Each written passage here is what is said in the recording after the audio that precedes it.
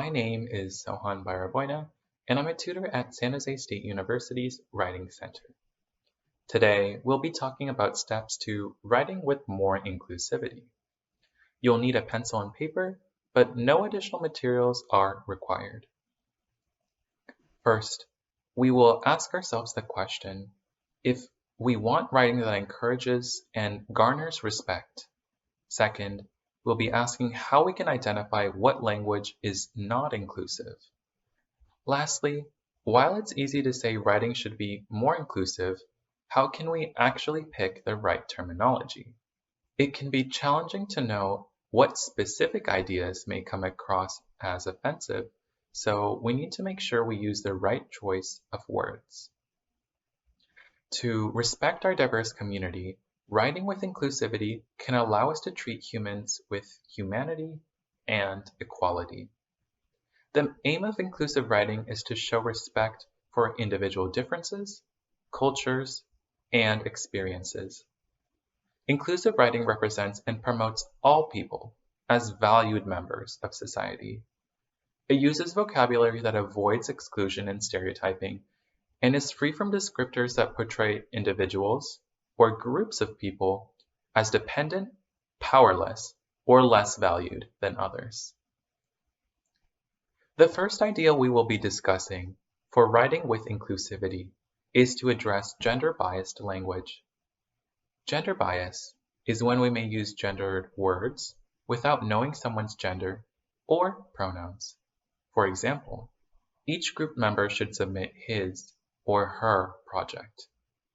Here, we assume gender as a binary, he or she, and instead we can say each group member should submit their project.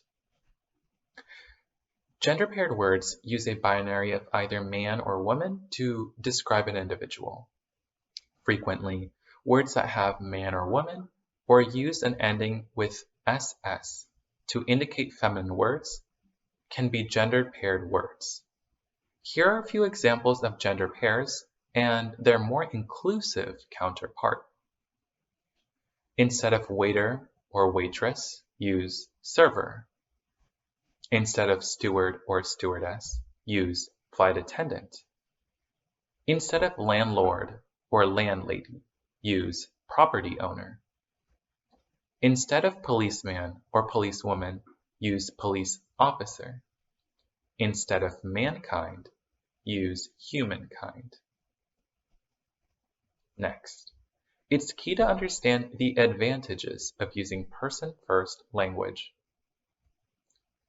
Refer to a person first, rather than categorizing them by a characteristic. This is vital because we should have respect for an individual and their individuality. By restricting them to just one characteristic or one term, we're not being mindful of their diversity.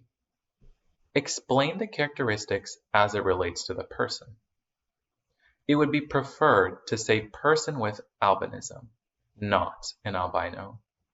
It would be preferred to say person with a disability, not a disabled person. Moreover, when addressing people, it's preferred to do so neutrally or through a job title. Say, dear colleague, or dear customer service manager, not dear sir or madam. Say, people, everyone, friends, not dudes, guys, girls, and boys. This principle once again demonstrates the impact of referring to people by their assumed gender and or identity. Instead of using terms with gender, we can refer to an individual or group with a gender-neutral alternative. Additionally, we will discuss the importance of using current terminology of race, culture, and gender. As a general rule of thumb, we should always make sure to ask people what words they use to describe themselves. Avoid making educated guesses about one's identity if it isn't explicitly stated. Moreover, it's important to recognize that current terminology can evolve with time.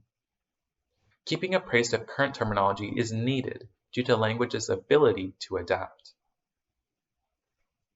A key way to use current terminology is to avoid confusing origin with somebody's identity.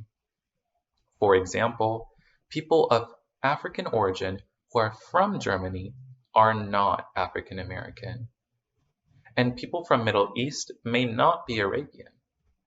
Make sure to always clarify before identifying using identifying words. Moreover, this means to not generalize or make assumptions about one person's identity before describing them. Additionally, when talking about individuals who are marginalized, consider the following. Say, underrepresented or marginalized group, not minority. Minority tends to refer to the number of people in a group. An individual or group can be marginalized, even if they are not a minority. Another example is when talking about one's sexual orientation.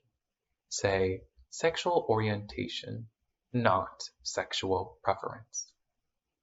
The word preference indicates that one has choice about their sexuality and that it's not a part of their identity, just a preference. Therefore, saying sexual orientation is a more accurate and inclusive phrase. Moreover, when referring to a person with respect, consider the following. Say, MX or Miss, not Mrs. or Miss. MX is a neutral way of referring to someone, so it can be used instead of Mr. as well. Once again, we should avoid gender and or identity assumptions. MX is becoming a more popular way of referring to a person with respect. In addition, Miss and Mrs.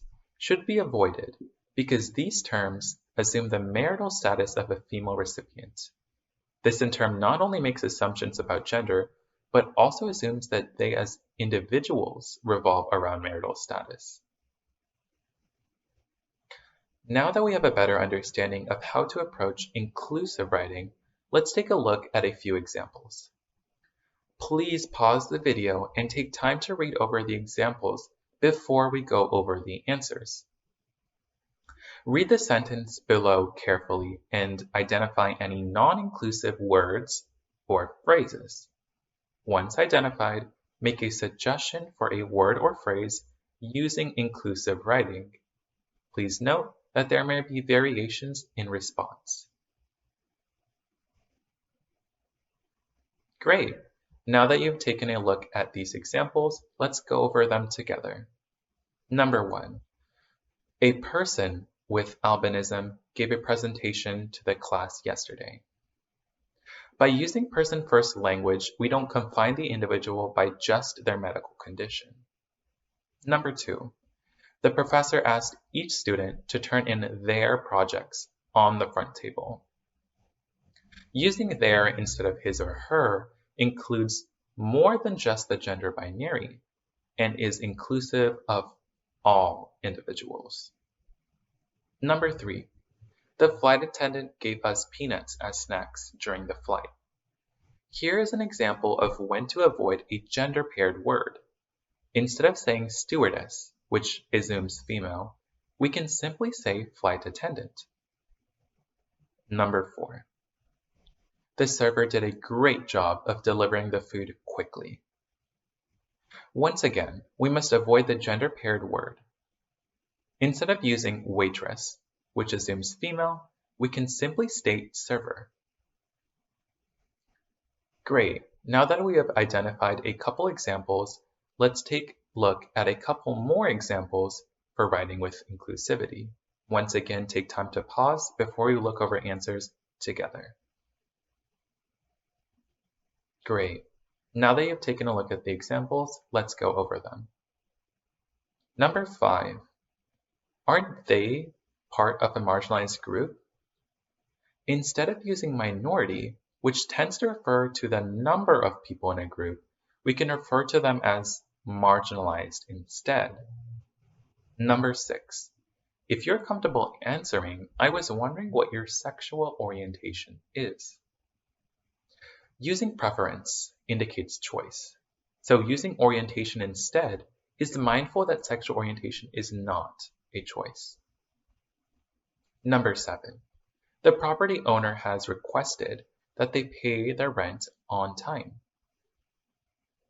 Avoid words that assume gender and use gender-neutral terms instead. Great. Thank you for watching. I hope that this video on writing with more inclusivity was helpful. For more information, you can visit SJSU's Writing Center website, blog, and social media. Good luck writing with more inclusivity. Thank you.